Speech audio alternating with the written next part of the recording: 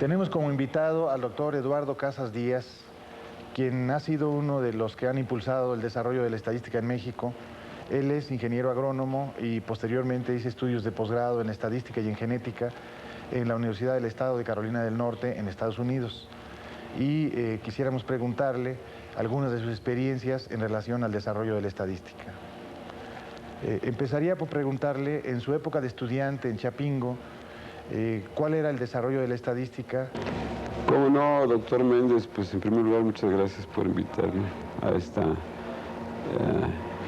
importante evento. En realidad no estaba muy enterado, pero ahora que me entero me parece que va a ser una pieza clave en el desarrollo del trabajo que por años hemos venido tratando de hacer. Chapingo en los años 40, 50, realmente era muy elemental la enseñanza de la estadística. Se limitaba a un curso de biometría que no necesariamente tomaban todos los estudiantes de las diferentes especialidades, y un curso de experimentación agrícola en años avanzados. Realmente era simple explicaciones, instructivos, guías para realizar análisis. De manera que poca era la posibilidad de motivarse hacia el estudio de la estadística. Sin embargo, bueno, pues tal vez la inclinación personal de algunos nos va llevando a tomar un poco mayor interés en esta disciplina, y algo de ese tipo ocurrió conmigo, y tal vez también circunstancias o aspectos coyunturales que lo inducen a uno a continuar, por lo menos, si no interesándose, tratando de conocer un poco más de la estadística. Pero realmente Chapingo de la época era bastante sencillo, la enseñanza y el conocimiento y el uso que se hacía de la estadística dentro de Chapingo. ¿Cuáles fueron sus maestros y qué tipo de enseñanza recibía? Pues básicamente era el maestro Mariano Villegas, que había estudiado en la Universidad de Cornell. En realidad él era especialista en suelos, grafólogo, pero habiendo estado en esa universidad tuvo oportunidad de vincularse, supongo yo que en la época, con Federer joven, y entonces a su regreso a Chapingo tomó a su cargo la cátedra de biometría, por una parte, y por otra el, bueno, muy querido y recordado maestro José Luis de la Loma, español de origen, que llegó aquí como parte de los refugiados de la Guerra Civil, y que tomó, entre otras asignaturas, la relacionada con la experimentación agrícola, de la cual él es, como todos saben, fue autor de un libro clásico de esta parte de la estadística, que básicamente incorpora los diseños experimentales clásicos y particularmente sus aplicaciones a la agricultura. Podemos decir que de la Loma trae las ideas de Fisher a México. Básicamente sí, porque pues fue contemporáneo en gran medida cuando Fisher realiza su trabajo en Rothamsted, ¿no? De manera que, sin hacer hincapié especial o particular en el trabajo de Fisher, pero como digo, en sus cursos siempre hacía relación a los orígenes y las diferentes experiencias que fueron sometidas a análisis estadístico en Europa y en América, ¿no? Al término de sus estudios en Chapingo como ingeniero agrónomo, ¿qué tipo de estadística empezó usted a practicar en México? ¿Con qué profundidad se manejaban los conceptos de estadística? Bueno, habría que anotar esto. En el año de 42, que es cuando el ingeniero Marte Gómez, siendo secretario de Agricultura, firma un convenio con la Fundación Rockefeller y se inicia la llamada entonces Oficina de Estudios Especiales, y viene una misión de norteamericanos a México. Establecen un campo experimental en terrenos de la Escuela Nacional de Agricultura en Chapingo, y diría yo que con motivo de este evento, la parte aplicada de la estadística se pone en práctica de manera importante, porque si bien es cierto, como dije, la enseñanza estaba limitada pues a ejemplos clásicos de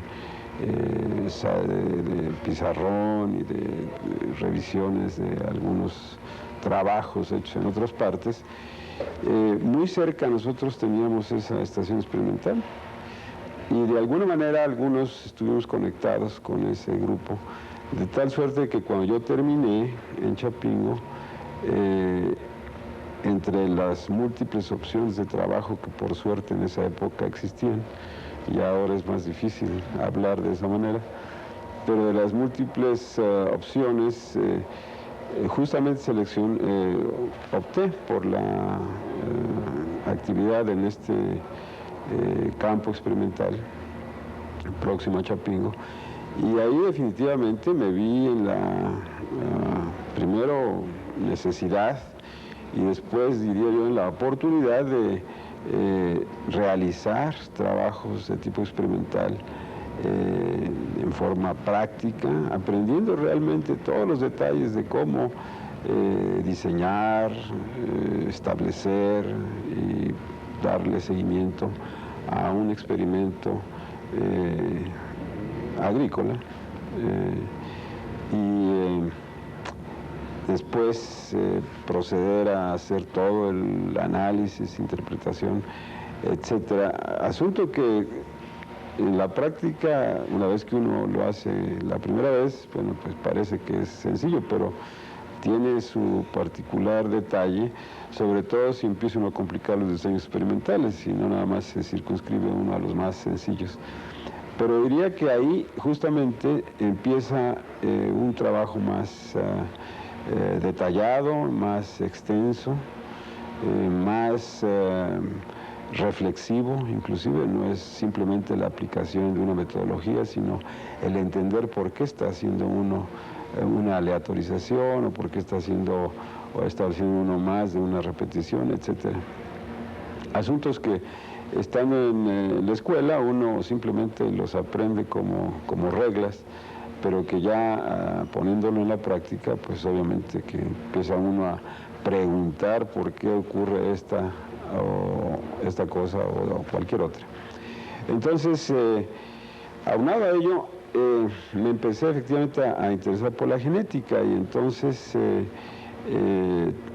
por fortuna, aun cuando estuve trabajando con un grupo que era eminentemente fitopatólogos, todos ellos, al ser yo egresado de la especialidad que típicamente es agronomía en Chapingo y que se denomina fitotecnia, me incliné más por hacer un estudio genético, ¿no? Y entonces, sin mayores limitaciones por parte de los norteamericanos, que, como digo, eran los que coordinaban este programa en México, me puse en contacto con justamente el maestro José Luis de la Loma, con el ingeniero Gilberto Palacios, con el maestro Hernández X, y diseñé, o diría yo que me ayudaron a diseñar, un trabajo de investigación que fue realmente una repetición del trabajo que hizo Mendel en sus orígenes, cuando estableció las leyes básicas de la genética, trabajando él con, bueno, lo que nosotros llamamos chícharos, pero yo lo hice con frijoles. Entonces, siendo ese un cultivo básico de nuestro país y teniendo una serie de problemas de diversa índole, nos interesamos por algunas características, las cuales nos permitió establecer un experimento, o varios de ellos, y trabajos de tipo experimental, en donde la estadística pues era fundamental. De manera que al culminar con este trabajo, y me distinguieron con un ofrecimiento de beca por parte de la Fundación Rockefeller para hacer estudios en el extranjero.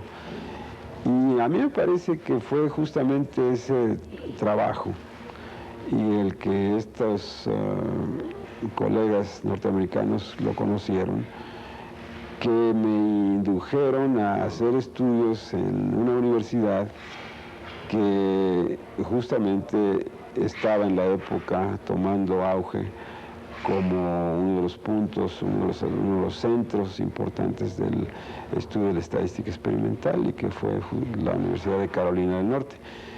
Yo debo, francamente, de reconocer que eso no era del conocimiento mío. No tenía conciencia de que fuera esa la situación, porque había varias opciones.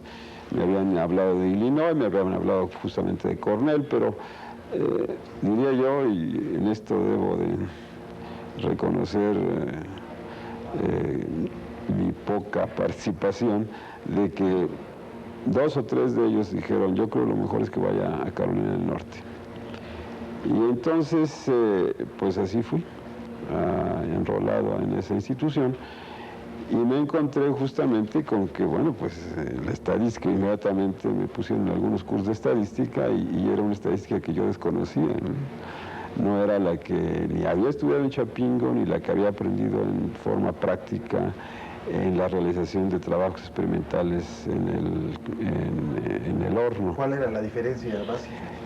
Pues la formalidad, ¿no es cierto? Es decir, el empezar a hablar ya realmente de establecimiento de hipótesis, el trabajo de prueba de las mismas, estimaciones de puntos, en fin, una serie de conceptos que resultaban para mí un tanto novedosos, aun cuando no ajenos. Más matemáticos, ¿no? Formales, por eso me parece a mí que es algo con lo cual ya habíamos venido trabajando y de hecho discutiendo, pero no con el formalismo ya de estudios de posgrado, en una universidad que, como digo, en la época, bueno, pues tuve la ocasión de tomar cursos con la señora Cox, Gertrude Cox, y tomé otro curso con el profesor Cochrane, que en la época estuvo como, me parece a mí que haciendo un año sabático, porque él estaba en Harvard en la época. Y la señora Cox ya estaba ahí, yo creo, de planta de Iowa, se había pasado. Ella era originaria de Carolina del Norte, entonces ya estaba ella ahí y ofrecía cursos con bastante regularidad. De manera que al yo tener esa posibilidad, me incliné abiertamente por el trabajo en estadística, de tal suerte de que aun cuando yo iba con una beca para estudiar realmente agronomía, esa era la intención, tuve la fortuna, yo he sido afortunado en muchas ocasiones, supongo, de que mi consejero, mi profesor, me orientó hacia la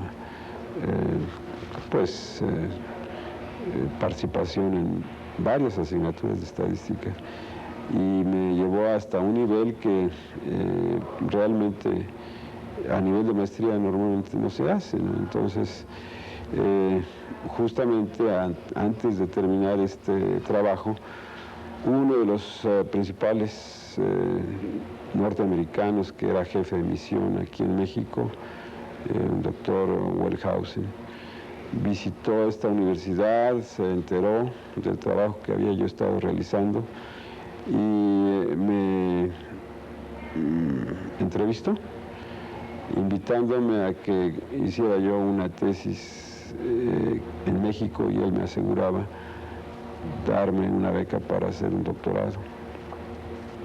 Fue una entrevista interesante porque, estando yo ya en ese momento bastante animado para seguir estudiando, este corte no me parecía lo más conveniente, de manera que discutí.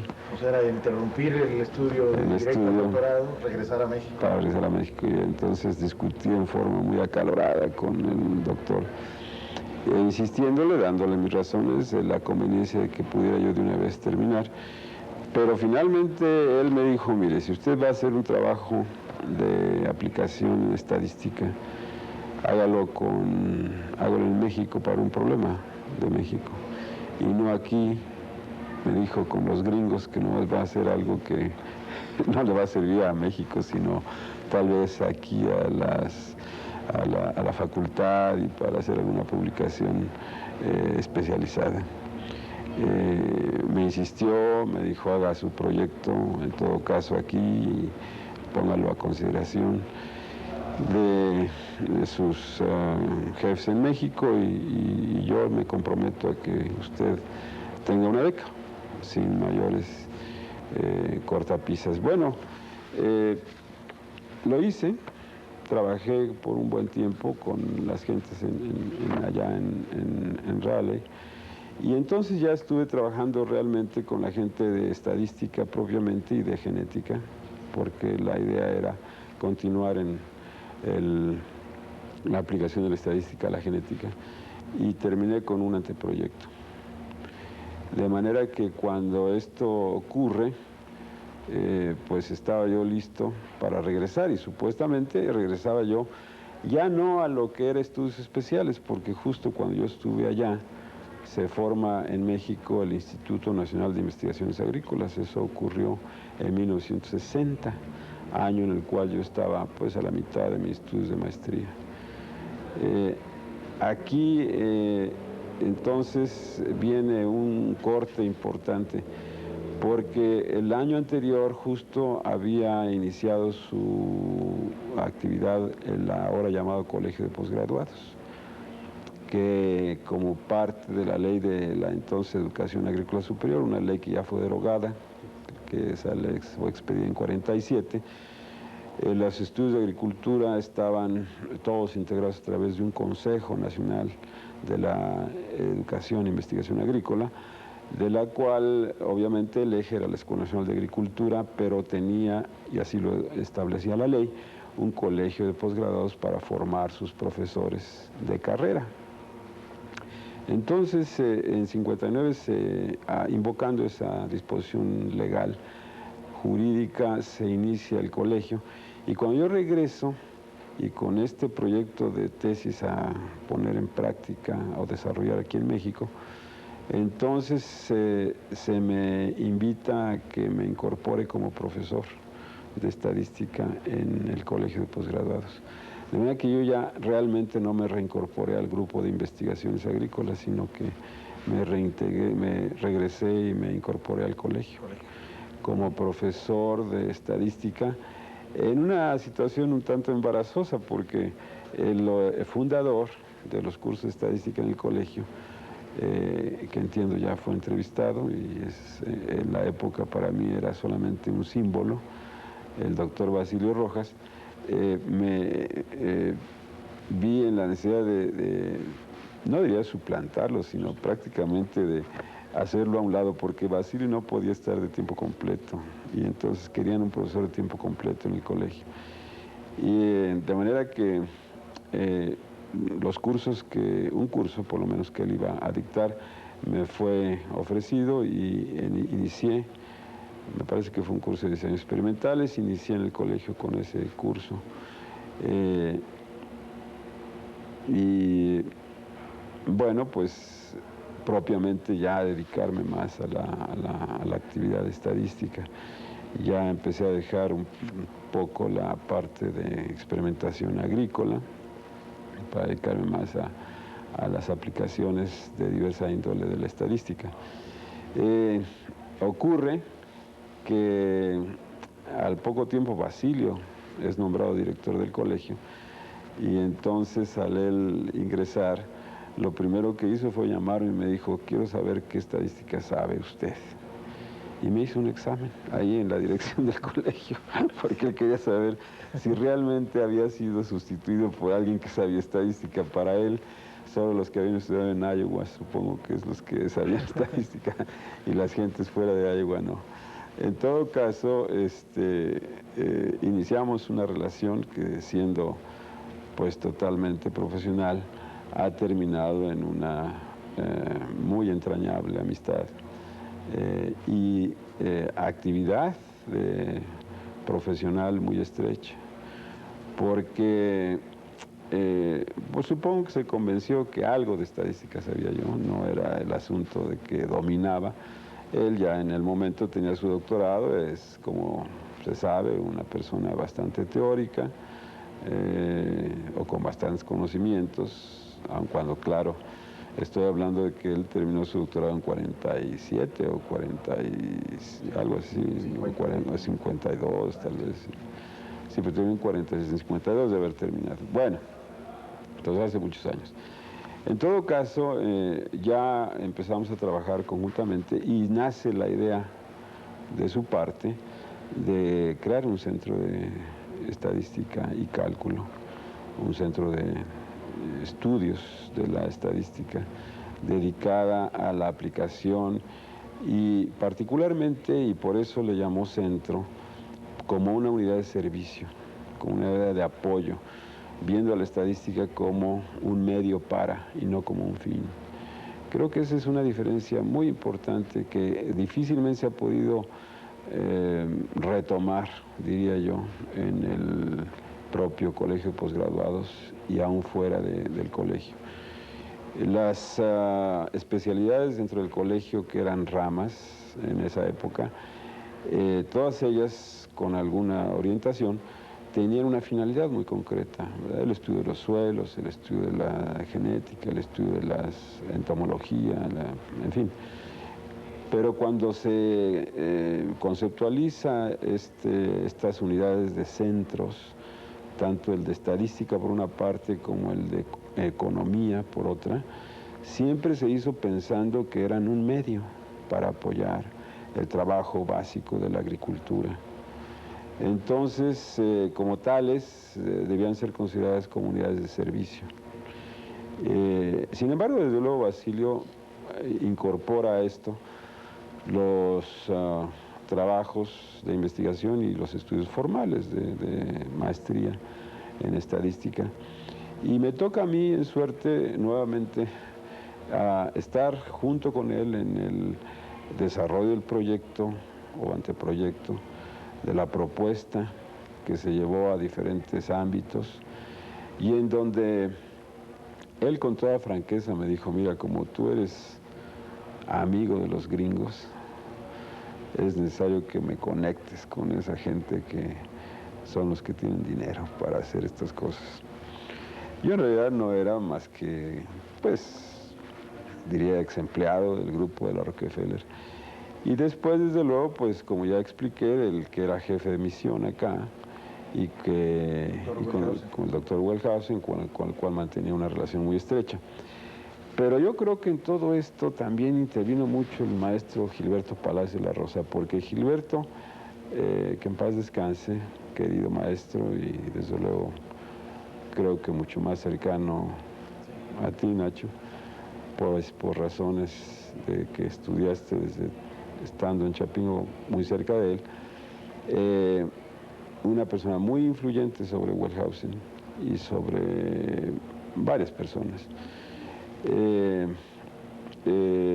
Insistió en que al tiempo que trabajaba yo en esto no dejara la idea de la tesis, porque ciertamente cuando Basilio supo de que yo podía hacer una tesis para irme a estudiar doctorado, no estuvo muy de acuerdo, porque dijo, no, esas son cosas que no conviene en este momento, son otras las prioridades. Pero pude, gracias a la influencia y ayuda de don Gilberto, a la insistencia de Wellhausen en su correspondiente nivel, porque no podía interferir de manera directa, y menos con una persona como Basilio, de un autoritarismo acendrado, sobre todo en esa época, no podía decirle lo que tenía que hacerse. Entonces pude yo combinar mi trabajo de apoyo para la gestación y, diría yo, tramitación de recursos para la creación del centro, con mi trabajo de investigación que hacía yo en terreno, en campo. Entonces, bueno, dos cosas ocurrieron importantes. Primero, que yo terminé mi trabajo de campo y tenía toda mi información Y entonces pues insistí en que tenía yo que regresar porque quería terminar mis estudios. Y Basilio me dijo, el día en que tengamos dinero para crear el centro, ese día te firmo para que puedas tener una beca, porque había unas formas que daba la Fundación Rockefeller que tenía que firmar el responsable, ¿no?, de la unidad, en este caso del Colegio de Posgraduados. De manera que me puso una taxativa un poco difícil de cumplir, totalmente fuera de mi control, ¿no? Pero yo creo que lo hicimos con bastante ahínco, y no solo con la Rockefeller, sino con la Fundación Ford. Se hicieron gestiones y finalmente de un concurso que hubo en donde participaron varias instituciones, yo creo que ya Basilio comentó que valía la pena comentar. Comentó que estuvo un proyecto de la propia UNAM, del Politécnico, de Chapingo. La que resultó seleccionada fue para que se creara un centro de estadísticas. La propuesta de crear un centro de estadística y cálculo en Chapingo.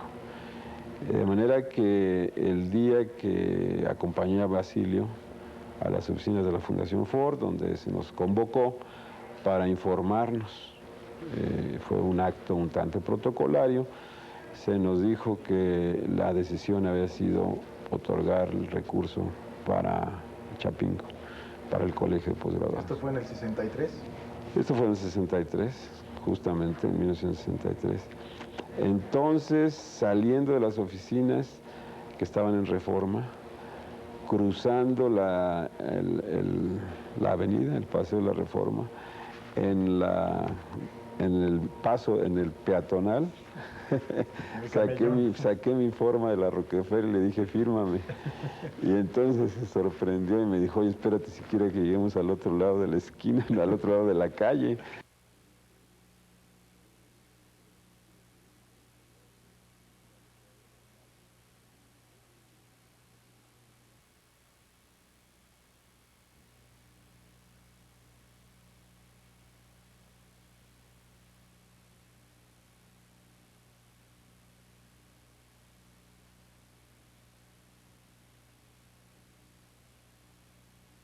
Y todavía en ese momento me dijo, oye, vamos a empezar un centro. Nos acaban de autorizar el dinero, vamos a comprar una máquina, vamos a entrar en relaciones con supuestamente la IBM. ¿Cómo es ahora que te quieres ir? Le dije, pues yo creo que es el momento, si no lo hago ahora no me voy a ir nunca, me voy a quedar aquí. Yo creo que eso, ya aunado al hecho de que habíamos venido construyendo una amistad personal, y el detalle de hacerlo y de recordarle. Y tú dijiste que el día que tuvieras aprobación de dinero tú me firmabas. Hizo que me firmara ahí en la calle sobre un folder. y rápidamente yo hice las gestiones de manera que a finales de 63 yo estaba listo para terminar. Y yo ya no pude estar presente para la instalación del equipo de cómputo, que fue en febrero de 64, pues yo me fui a principios de 64. Me tocó, yo iniciaba la maestría en esa época. Tú iniciabas la maestría. Bueno, ya en esa época, claro, ya Basilio había, desde luego, establecido el arranque de la maestría en estadística. El primer problema fue también el reclutamiento de estudiantes, que fue un poco azaroso, en la actividad en la cual también participé con él. Y de hecho, digo, los primeros pues fueron propuestas mías, porque Basilio conocía a poca gente, ¿no? Entonces, sobre todo de los jóvenes, se había separado de Chapingo pues 10 o 12 años antes. Entonces, los primeros estudiantes fueron gentes, todos ellos muy amigos míos, tal vez alguna persona o dos que... Alfonso Carrillo Liz. Fue Alfonso, estuvo Cifredo, estuvo Cuspinera, estuvo José Luis González Machado, y estuvo de la UNAM, que fue químico de la UNAM, estaba un peruano, también colega, que después fue a estudiar Cornell con Federer. Para la época habíamos no solamente continuado con cursos de diseños, sino que iniciamos realmente un curso denominado métodos estadísticos, de lo cual elaboré un unos apuntes que siempre quisieron ser libro y nunca llegaron a serlo, porque con motivo de mi salida al extranjero, Basilio, que es un nombre demasiado formal en estas circunstancias, hizo todo un evento en el cual anunció a estudiantes y a los pocos profesores del centro de cálculo en esa época de mi salida. Me hizo empastar los apuntes y entonces hizo una entrega formal, oficial de los mismos a Alfonso Carrillo y le dijo: usted se queda al frente de ese curso. En un acto que parecía como si estuviéramos entregando el mando de algo, ¿no? Pero que reflejaba la intención de que se institucionalizara todo este tipo de trabajo, que no quedara como experiencias aisladas o como esfuerzos personales, sino como parte de un trabajo de grupo y como parte de una organización que se estaba arrancando y que de hecho termina por, diría yo, establecer el elemento cohesionante más importante, que fue la computadora. Antes de eso ya habíamos empezado, pero como que ocurren muchas cosas, ¿no? Es algo que organiza, alrededor del cual la gente se organiza o alrededor del cual la gente se une. Bueno, en la agricultura es muy común encontrar esto. Si hace uno un pozo de agua, la gente, los agricultores, se organizan alrededor del pozo de agua. Si compran un tractor, la gente se organiza alrededor del tractor porque hacen uso común del tractor. Y una cosa parecida ocurrió en el Centro de Estadística y Cálculo. Mientras no había computadora, bueno, todos hacíamos nuestro trabajo, pero de manera un tanto separada.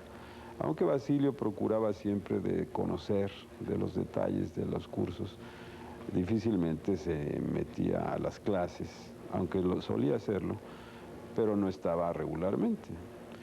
Pero él quería entonces, como digo, que esto se formalizara. Entonces, entrego esos apuntes como señal de una responsabilidad que tomaba el compañero Carrillo, quien continúa con los cursos de métodos estadísticos y sigue formando esos apuntes. Viene la computadora y entonces ahí es cuando ya realmente diría yo, se consolida. ¿Qué computadora era? Era una 1620, yo creo, una 1620, sí, de las muy iniciales. Después, antes de eso, claro, ya habíamos estado con los primeros cursos de programación que nos ofrecieron la gente de la IBM, que todavía era en lenguaje básico, con la palabra limitada, que el punto flotante, en fin, complicado, ¿no? Porque era toda programación en lenguaje binario, entonces no era sencillo la programación. Pero unos más, otros menos, todos supuestamente aprendimos a manejar la computadora. Como digo, yo ya no tuve la oportunidad de ver el arranque porque salí a los Estados Unidos y después solamente de un tiempo fue que volví a relacionarme con las máquinas, pero ya me aboqué más a mis estudios en el extranjero. Carolina del Norte. Regresé a Carolina del Norte primero pues porque ahí había hecho el anteproyecto y supuestamente él mismo sería aceptado por la universidad como disertación. Obviamente, una vez que tuviera los elementos que permitieran considerarla como una tesis doctoral, porque lo que tenía era un trabajo experimental, pero no tenía nada teórico desarrollado. Pero en esta segunda ocasión sí realmente ya me fui a fondo, diría yo, ¿no? Realmente empecé a tomar cursos de matemáticas como si estuviera yo aquí en la Facultad de Ciencias, ¿no? Tomé todo tipo de cursos, cálculos, matrices, álgebras, bueno, en fin. Mi doctorado está bastante diría yo, sesgado hacia conceptos más teóricos en la parte de cursos, aun cuando las discusiones con el grupo, pues ciertamente siempre iban hacia la parte más aplicada a la genética, ¿no? Ahí entonces, y yo no sé si fue en esta ocasión o fue la anterior, cuando tuve la oportunidad de conocer al profesor Fisher, que estuvo de visita en Raleigh y dio una serie de seminarios, conferencias, y de lo cual siempre recuerdo una anécdota que tal vez valga la pena que la comente. Adelante. Él era una persona difícil de entender, para mí por lo menos, pero por lo que me di cuenta era difícil de entender para muchos, ¿no? Porque desde luego los seminarios que daba pues los daba en un auditorio enorme y se llenaban regularmente, de manera que pues uno tenía que estar o a muy buena hora o mantenerse parado en algún sitio. Pero recuerdo que en alguna de las presentaciones un profesor de estadística se levanta y le hace una pregunta sobre el tema que había él tratado. Y el profesor Fisher se quedó pensando y le dijo, mire, si usted no me entendió a lo que yo he explicado, nunca me va a entender. Así es de que mejor me reservo explicación adicional, le dijo. Entonces, bueno, pues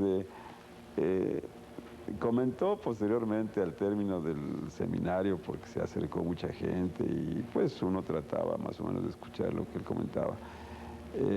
Y le preguntó, alguien le dijo que si no había sido un poco arrogante su respuesta, ¿no? Y dijo, fíjese que no, le dijo, porque pasa lo siguiente, dice, hay gentes que nunca van a entender ciertas cosas. Y no importa cómo uno las explique. De manera que, habiéndolo yo explicado, y supongo que la gran mayoría me entendió, si esta persona no lo había hecho, no vale la pena hacer más esfuerzo. Pues yo de todas maneras pienso que no era precisamente la respuesta de un docente, ¿no? Pero él era así, de pocas palabras, bastante, diría, seco en su expresión, demasiado, para mi gusto, vuelvo a repetir, bueno, pues demasiado matemático, ¿no? Entonces, a veces difícil de seguir, ¿no? Pero sí tuve esa experiencia, guardo apuntes de esas charlas que él dio durante esa época y ciertamente pues todo ello de gran influencia para la escuela de estadística de Carolina del Norte, ¿no? Yo creo que eso influye en todos los que ahí estudiamos de manera muy particular. Diría yo que mis estudios doctorales posteriores ya siguieron su curso normal, pude terminar pues mi trabajo teórico. Podríamos decir que era en estadística genética, que fue otra área. Básicamente yo creo que ese es empecé a tomar interés un poco con la parte de economía, asunto que no era muy del agrado de quienes me dirigían la tesis, ¿no? Porque pues me decían, bueno, veniste a estudiar tú y hacer una tesis en estadística genética.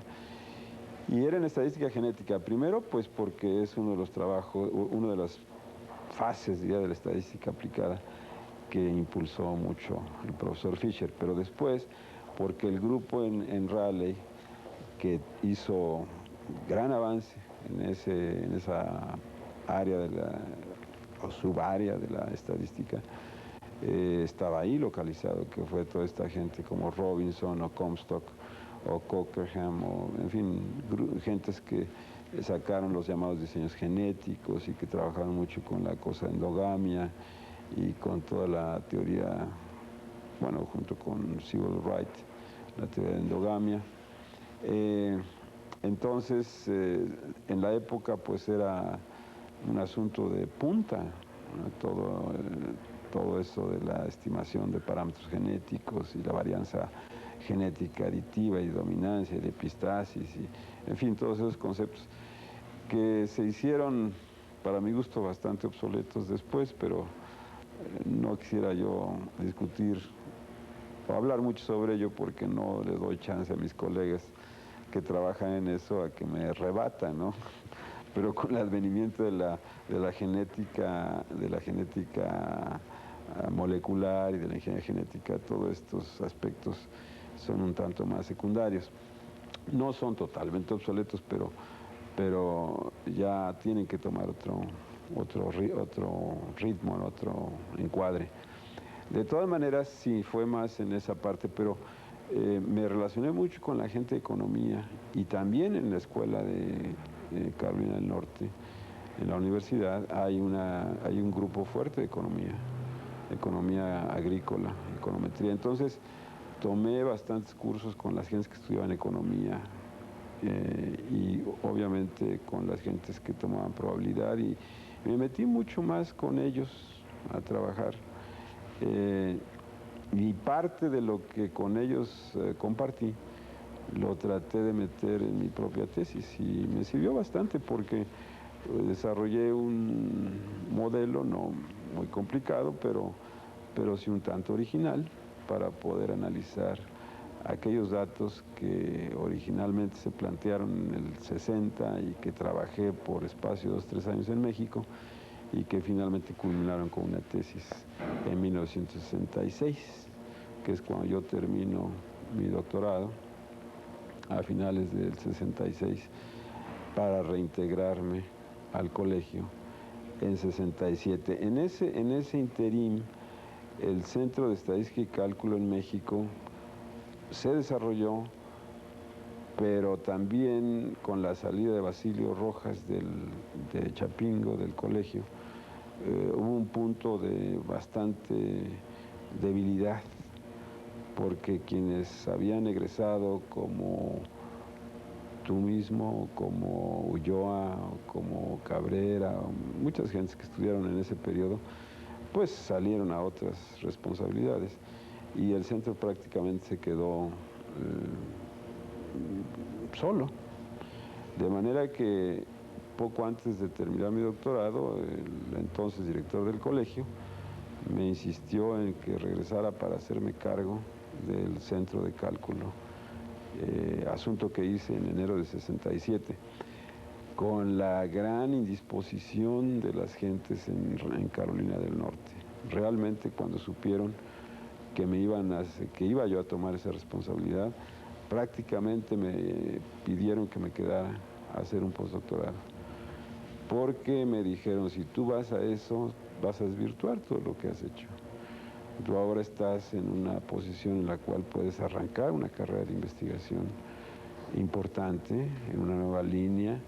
Empezaba a ver los esbozos de la genética molecular, algunos cursos que se dictaban de genética fisiológica, muy los inicios, ¿verdad?, de meterse con la ingeniería genética. Entonces, toda la parte cuantitativa era importante de incorporarla a todo este nuevo conocimiento. Y me decían, si tú vas a una posición de ese tipo, te vas a dedicar a la administración o vas a tener que dedicar gran tiempo a esa actividad y entonces vas a dejar todo el esfuerzo que se ha hecho y los cursos y el trabajo, en fin. Pero bueno, uno creo que siempre está en la intención de venir a regresar a su país y a hacer algo a cambio de lo que de alguna manera el país le da a uno, ¿no? Ahora, al regresar como director del Centro de Estadística y Cálculo, ¿se establecieron relaciones con el desarrollo de la estadística en otras instituciones, por ejemplo la UNAM o el Colegio de México? Claro, ya desde, la situación en ese momento? ya desde el inicio de la idea del Centro de Cálculo, hubo diría yo, la relación principal fue con Tomás Garza, ¿no?, en el Colegio de México, porque Tomás en esa época tenía un programa de estadística y el colegio todavía tenía sus instalaciones allá por la colonia Roma, me parece que. Y entonces cuando Basilio termina en Chapingo, entra como profesor del Colegio de México. Y entonces cuando yo entro en 67 a dirigir el Centro de Estadística y Cálculo en Chapingo, pues obviamente me vinculo al Colegio de México, después ciertamente aquí mismo, al IMAS, en la universidad, porque Tomás Garza estuvo acá también.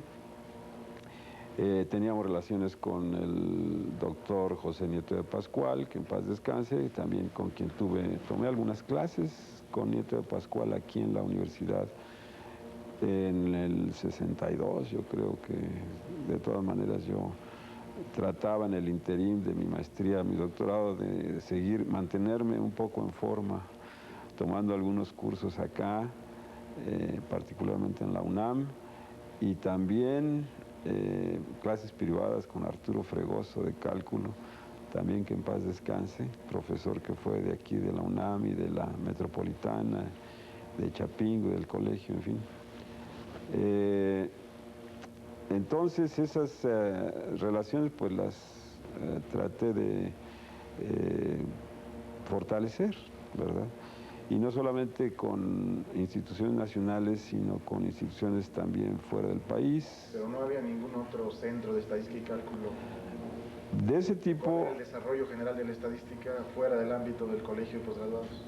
Pues yo diría que de ese tipo, pues, diríamos que el centro de cómputo de la UNAM, ¿verdad? Pero el centro de cómputo de la UNAM fungía pues como una unidad de procesamiento realmente, no porque hubiera estudios formales. Y como digo, tal vez el programa de maestría alterno que para lo del año 67 ya existía, era el del Colegio de México, pero era un programa de estadística dentro de la parte, yo no me acuerdo si era de economía o era parte de economía, porque el director era Mendoza Berrueto, ¿no? El que estaba entonces, yo creo que era único. Ahora, en el aspecto que a mí me parece que pudo haber habido más influencia de nuestra parte en ese momento fue que cuando yo regreso, el director de la Escuela Nacional de Agricultura era justamente el ya mencionado maestro Gilberto Palacios de la Rosa. Y entonces, como ya dije, una persona que creo me apreciaba bastante, y yo a él no solo lo aprecié y lo quise mucho, sino lo respeté siempre, le propuse que el Centro de Estadística y Cálculo tomara la responsabilidad de formar todo el personal que necesitara la Escuela Nacional de Agricultura en los aspectos de estadística, para todas las especialidades. Y le dije, mire, realmente el colegio está para formar profesores de Chapingo y nosotros estamos en una área bastante, diría, limitada en cuanto a profesores e investigadores en la escuela de Chapingo. De manera que si nos da usted esa responsabilidad, va a ser un gran estímulo para nosotros.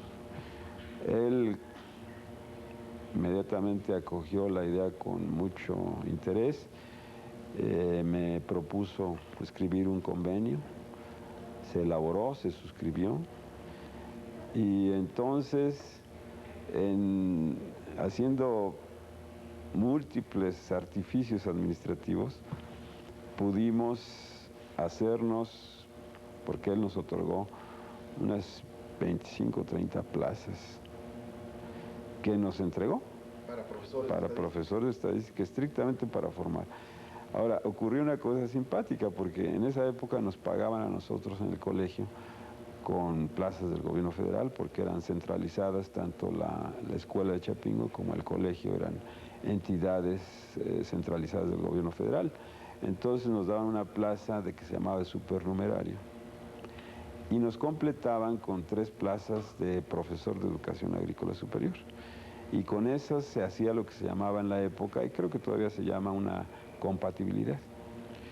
Entonces, teniendo todos nosotros la compatibilidad completa, pues no podíamos recibir más plazas, de manera que esas 20 y tantas plazas que nos dio el maestro Palacios, teníamos que manejarlas en una forma que lo voy a declarar ahora porque supongo que no me va a perseguir la Contraloría, pero se las tuve que asignar a gentes que estaban estudiando o a profesores que no tenían el nivel o la jerarquía para tener la compatibilidad completa. Y entonces lo que hacían es que ellos cobraban y me entregaban el dinero a mí como director del centro de cálculo. Y yo entonces con ese dinero hacía una distribución a las personas que daban los cursos de estadística a Chapingo, a las diferentes especialidades. De manera que hubo dos cosas que hay que destacar en esto. Primero, que casi todos llegaban a mi oficina y me decían, vengo a dejarte el tributo, porque así se veía, ¿no es cierto? Cobraban y me entregaban a mí como si yo fuera. Yo después, yo empecé a tratar de reclutar al máximo posible para dar cursos. Yo empecé a tomar las especialidades básicas de fitotecnia y parasitología, pero conforme fueron llegando colegas, yo fui tomando otras especialidades de Chapingo, de tal suerte de que a mí me tocó otra vez la oportunidad de dar clase de estadística básica a todas las especialidades de Chapingo, excepto Bosques, porque Bosques la dictaba un ingeniero, colega, compañero, también muy querido, el ingeniero José María de la Puente. Pero todas las demás, yo pienso que por lo menos en lo personal estuve en fitotecnia, en parasitología, en zootecnia, en suelos, en irrigación, en economía, en industrias, prácticamente en todas las especialidades. Me fui rotando y según iban llegando nuevos colegas, les iba dejando las plazas, ¿no? Hasta que finalmente el maestro José María de la Puente se retiró y entonces entré a Bosques. Y ahí es donde continúo, justamente es en la especialidad, aun cuando yo no soy egresado de la especialidad de Bosques, pero es donde continúo. Ahora mismo estoy dando un curso a la carrera de ingeniero forestal en Chapingo, en la ahora Universidad Autónoma de Chapingo. Pero es importante esto porque esa tarea sistemática, con ese gran respaldo del maestro Palacios, porque nos permitía dar el estímulo a quienes participaban en las clases, permitió la conformación de un cuadro de profesores de estadística importante en Chapingo. Yo creo que ahorita prácticamente todas las especialidades tienen no uno, sino dos o tres gentes con muy buen nivel, al grado de que, bueno, se acaba de iniciar la carrera de estadístico, ¿no? En Chapingo, saliendo de la especialidad de Bosques. No tengo que comentar, me parece, porque lo desconozco por qué fue así, pero en todo caso, el doctor Zamudio, que fue estudiante del centro de cálculo y después salió a doctorarse al extranjero, tuvo la feliz idea, supongo, de iniciar esta tarea y ya se estableció, ya se aprobó por el Consejo, ya se estableció como carrera. No sé exactamente qué tanta utilidad tenga y hacia dónde se dirige, pero esto es un reflejo de la muy persistente, sistemática y, diría yo, múltiple trabajo de mucha gente, pero que surge como disposición, como siempre generosa, del maestro Palacios, que con esa visión que tuvo, pensó, dijo, tiene razón, yo creo que podemos hacer esto, ahora que hay un grupo que está interesado, y entonces se forma de manera que el desarrollo de la estadística en Chapingo y posiblemente más allá de Chapingo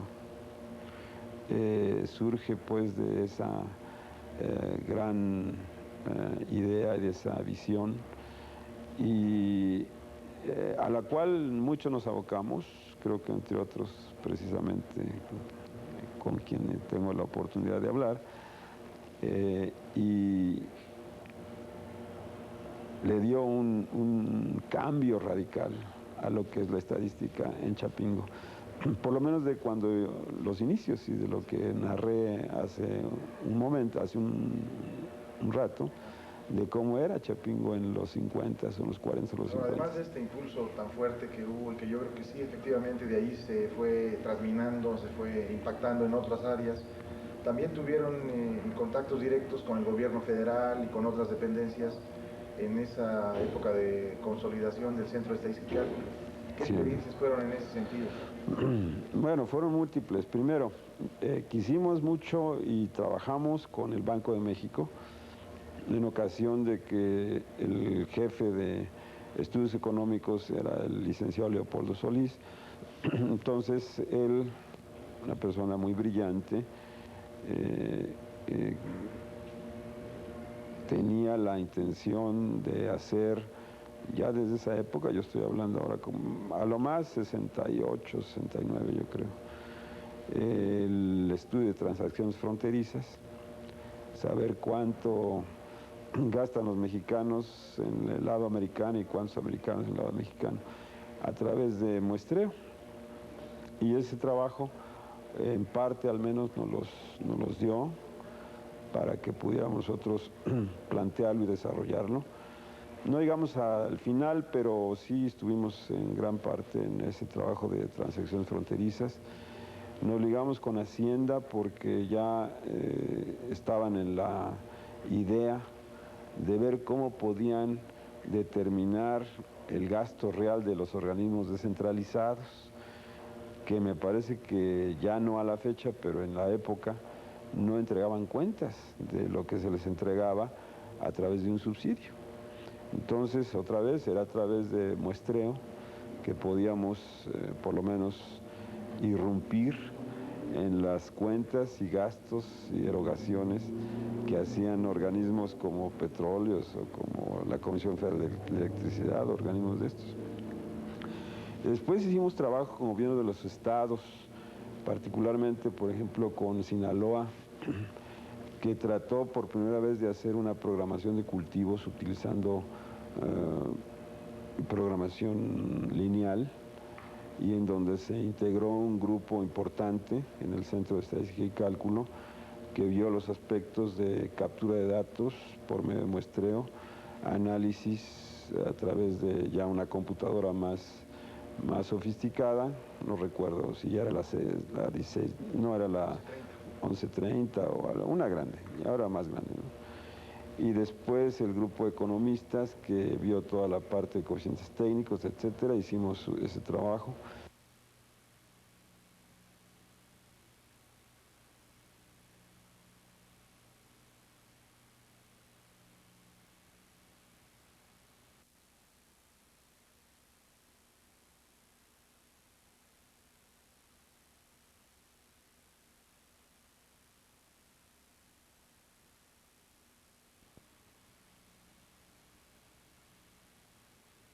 Ya vimos que en el desarrollo de la propia Escuela Nacional de Agricultura y en el desarrollo de la estadística aplicada a la agronomía ha tenido un impacto muy importante su actividad y sobre todo el impulso en el Centro de Estadística y Cálculo.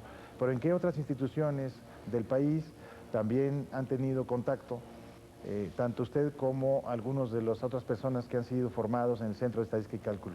Bueno, con la Secretaría de Agricultura, desde luego, pues manteníamos una relación prácticamente constante.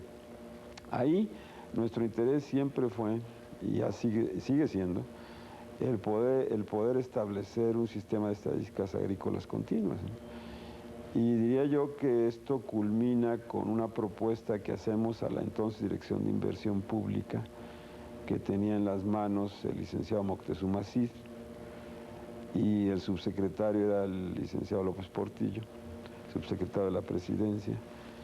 Y entonces planteamos un proyecto de inversiones para establecer las estadísticas agrícolas continuas. Las discusiones de este proyecto se hicieron en Palacio, en las oficinas de López Portillo, a finales de 71, yo creo, o 70, 71. Estaba terminando la administración de Díaz Ordaz. No, tuvo que haber sido de 69. Los antecedentes pues son muy largos, ¿no? Porque tuvimos que estar en el Departamento de Agricultura de los Estados Unidos, vimos otros esquemas en Europa, en fin, pero el punto es de que queríamos plantear esto y se hizo, Y la discusión, como digo, se hizo en el despacho del entonces secretario de la Presidencia, con presencia de agentes del Banco de México, de Nacional Financiera, de la Secretaría de Hacienda, la Dirección de Inversiones. Y pues fue un debate bastante intenso, pero yo creo que contábamos siempre con el entendimiento de López Portillo, porque aun cuando había objeciones a lo costoso que es un proyecto de esta naturaleza, se entendía que sin esa información era difícil hacer cualquier tipo de planeación o planificación en el sector. De manera que el proyecto fue autorizado en el último año del licenciado Díaz Ordaz y se inicia de inmediato, pero no pudo realmente cuajar. Diría yo que hasta que inicia la administración del licenciado Echeverría es cuando el proyecto toma algún vuelo y se ubica dentro de la Dirección General de Economía Agrícola. Los asesores, en todo caso, éramos gentes del Centro de Estadística y Cálculo, y creo que ahí ya otra vez este proyecto en alguna fase estuvo en tus manos para cuando se empezó a hacer muestreo por áreas y se hacía cartografía. Y todavía la parte de sistemas de información geográfica pues no se visualizaban en esa época, porque era 70, 71, 72 era más lo máximo.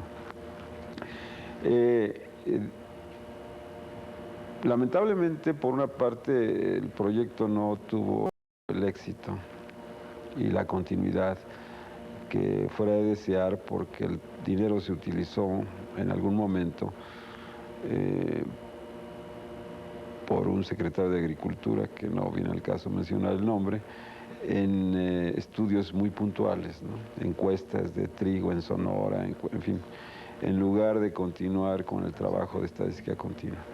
Pero por otro lado se crea pues la CETENAL, después de TENAL y ahora INEGI, que empieza a tomar mayor impulso en lo que es la estadística agrícola. Creo que en la actualidad, después del 82, cuando prácticamente paran todo este tipo de trabajos, la estadística se colapsó, ¿no? Prácticamente. La captación de estadísticas. La captación de estadística agrícola, sí, prácticamente eso se suspendió. Aún en la actualidad es bastante deficiente la estadística agrícola. Sin embargo, está tomando nuevamente impulso, porque se acaba de crear ahora recientemente un centro de estadísticas agropecuarias que tiene la jerarquía de un órgano desconcentrado y me parece que el nombramiento es del propio presidente, no es del secretario, esa propuesta del secretario de Agricultura. Y entiendo que ese centro de reciente creación, porque acaba de ser establecido con la nueva Secretaría de Agricultura y Desarrollo Rural, en el nuevo reglamento que salió publicado en el Diario Oficial hace unos meses, junto con el INEGI, van a tratar de complementar trabajo para fortalecer esta parte de la estadística agrícola, que, como repito, es tan difícil hacer ahora una planificación, porque no se tienen datos, no existe. Y ahora que se trata de hacer una prospectiva y ver realmente el contexto en el que se va a mover el sector agrícola, agropecuario, pues es fundamental, porque la situación que vivimos actualmente es bastante deteriorada, diría yo. Entonces, le han pedido nuevamente, por una parte, al Colegio de Posgraduados, que yo entienda, y por otra parte al Instituto Nacional de Investigaciones Agrícolas y Forestales, Agropecuarias y Forestales, que tengan enlaces con estos dos grandes grupos, el INEGI y el Centro de Estadísticas Agropecuarias, para poder formular un plan que permita entonces tener esta información en su situación mínima. Yo calculo que todo se va a enfocar ahora a estadísticas de mercado por la situación macroeconómica del país. Antes eran estrictamente registros de superficies cosechadas o sembradas, cosechadas, volumen de producción, etcétera, pero ahora Esto tiene que tomar otro giro porque de lo que se trata es de que la agricultura realmente sea rentable, y para ello requiere que sea eficiente y eficaz, y para esto necesitas hacer una planeación, y para esto necesitas información, pero necesitas sobre todo tener información de mercado y necesitas tener información de precios a futuros, porque la agricultura ahora se tiene que mover hacia lo que va a tener realmente precio y mercado, y entonces puedas tú orientar al quien trabaja la tierra en esa línea. Aun cuando tradicionalmente México, y por razones de diversa índole, tendrá que y tiene que y va a seguir sembrando maíz, pero ya no es maíz por sembrar maíz, sino que ahora, por ejemplo, ya se piensa y dice, bueno, ¿por qué no maíz en el trópico en el invierno? Que hay clima, hay tierra, hay agua, y es rentable.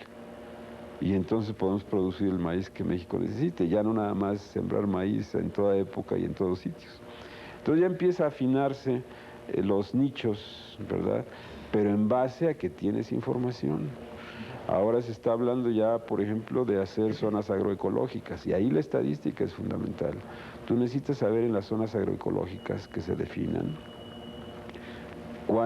qué potencial hay, para qué cultivos, para qué rubros, cuánta gente hay preparada para hacer el trabajo, qué tipo de productores están en esas áreas, y entonces poder hacer una asignación de los muy escasos recursos que se tienen para tener el máximo beneficio. Pero otra vez, por lo menos a mí me ha tocado estar en reuniones en donde insisto en que si no se cuenta con la estadística, no se puede hacer nada. Simple y sencillamente no puedes saber nada. Tú no puedes saber qué puede ser en el árido si no sabes con qué cuentas en el árido y qué gente está en el árido y cuál es. En fin, algo que ya viene a ser una estadística mucho más sencilla, ¿no es cierto? Ya en ciertos términos, porque es más bien de tipo descriptivo. Pero yo creo que de ahí debemos saltar hacia otras formas de manejar la estadística, particularmente ahora que se habla tanto del medio ambiente y de los recursos naturales y del enfoque sistémico del trabajo de la tierra. Entonces surge todo este concepto de sustentabilidad o sostenibilidad y el desarrollo sustentable, el desarrollo agrícola sostenible o sustentable. Entonces ahí el trabajo del estadístico es fundamental, pero el estadístico teórico. Ya lamentablemente, como dije hace un rato, cuando terminé mi doctorado, tal vez yo pude haber hecho aportes de tipo teórico en lo que ahora es un gran problema y un reto. Yo ya no puedo estar en esa situación, no creo, es decir, se necesita realmente tener una vinculación muy estrecha con todo el desarrollo del modelaje, de la simulación de los sistemas expertos, de la formación de modelos pero teóricos, ¿no es cierto? Es decir, que sean dinámicos, que metan la componente tiempo, que tengas tú. Entonces, hacer mucha simulación, manejar todos estos procesos de Monte Carlo. Entonces, algo que uno entiende pero que no domina. Entonces, es necesario que los jóvenes tomen esto y por partes, y particularmente supongo que quienes como tú, tal vez como yo, que tienen contacto con estudiantes, pueda uno motivarlos y estimularlos a que trabajen en esas áreas que son las que tienen que desarrollarse, porque no existe metodología para analizar un sistema integrado de producción agrícola. No existe. Es decir, toda la estadística desarrollada por Fisher y la que trabajamos por muchos años, pues es una estadística en donde tú tratas de mantener una variable, cuando más dos, y estás trabajando con todo el resto supuestamente controlable o controlado para que el error se haga pequeñito. Pero cuando estás en la vida real, la tierra no se trabaja así. No es maíz y allá están los animalitos, y no es los cerdos y por allá están los árboles. Es todo junto, ¿no? Y entonces ese tipo de trabajo, en donde además tienes que tomar en cuenta el suelo y la calidad y la cantidad de agua, que es uno de los grandes limitantes que México tiene, pues tiene que ser un análisis integrado, para lo cual, como digo, no existe metodología de análisis, seguimos haciendo análisis muy parciales, ¿no? Y después tratamos de sumar, pero el resultado ha sido de que mucha de la tecnología generada es lo que ahora se llama no sustentable, depredadora, degradante de los recursos que tenemos, contamina el agua, contamina el suelo, contamina el aire. Entonces la tecnología agrícola moderna tiene que dar un cambio completo. Y para eso no es nada más que empieces a ver que no apliques químicos para que no contamines o que no apliques fertilizantes. Tiene que ser una cosa integrada, es un manejo integrado. Empiezan a hablar un poco de manejo integrado de plagas, empiezan a hablar un poco de manejo integrado de fertilizantes y cosas de este tipo, pero verlo en su contexto más amplio es un trabajo, es un reto, yo creo, para los teóricos de la estadística y del análisis cuantitativo, que pues a lo mejor a mí ya no me toca ver, ¿no? Pero por lo menos trataremos, ¿no?, de impulsar y de luchar porque las generaciones que vienen, los jóvenes, tomen este enfoque o tomen esta tarea. Algún trabajo estamos haciendo, pero muy, muy elemental todavía. ¿Quisiera usted agregar alguna otra cosa relativa al desarrollo de la estadística en el país y el papel que usted ha tenido para impulsarla? Pues el mensaje permanente de que nuestro medio requiere de gente pensante, ¿no?, que maneje esta metodología cuantitativa y ahora en particular la combine con los aspectos también cualitativos. No podemos tampoco dejarnos influir demasiado por que todo tiene que ser competitividad y todo tiene que ser rentable y todo tiene que ser... Uno entiende esas cosas y eso tendrá que darse, pero trabajar con variables suaves es importante, ¿no? La sociología, la historia, las humanidades y ver, a final de cuentas, tener la sensibilidad de lo que la gente está viviendo, ¿no?, y padeciendo, diría, en muchos de los casos, particularmente el medio rural, que es tan pobre en nuestro medio. El teórico tiene que ser bien consciente y también incorporar esos elementos. De manera que uno va pasando, diría yo, a través de la vida de aspectos en donde uno quiere ser muy teórico y después quiere ser muy práctico, muy aplicado y después vuelves otra vez a la teoría y después terminas concluyendo que hay que combinar de todo, ¿no? Y hay que tratar de ser lo más generalista. Ahora supongo que la educación como un todo tendrá que cambiar sus paradigmas, ¿no? No puede seguirse el modelo que hemos seguido por años, en muchos aspectos no ha funcionado, ¿no? Y si me preguntas en este momento, como hace unos días me preguntaron, primero me dijeron, ¿cuántos economistas agrícolas crees que necesite México? Entonces yo hice una estimación, ¿no? Y luego me preguntaron, ¿y cuántos estadísticos crees que necesite México? Y no quiero dar respuesta a esto, sino que lo dejo en ese nivel para que se reflexione sobre el particular. Es decir, tal vez ya no necesitemos un especialista como tal, sino gente que tenga un conocimiento básico importante de la física, la química, la biología, la matemática, y después tomes estudios, diplomados, para ser útil, para responder a una demanda real y no a un interés personal, sino a una demanda real que tiene el medio. Como esto que estábamos comentando de la agricultura sustentable. Simplemente eso te combina desde los satélites hasta modelos del crecimiento de una semilla, ¿no?, en todas sus diferentes jerarquías, como sistema que es. De manera que, diría yo, bueno, pues tenemos ahora tal vez gentes como tú y muchos otros colegas que están en plenitud de su carrera,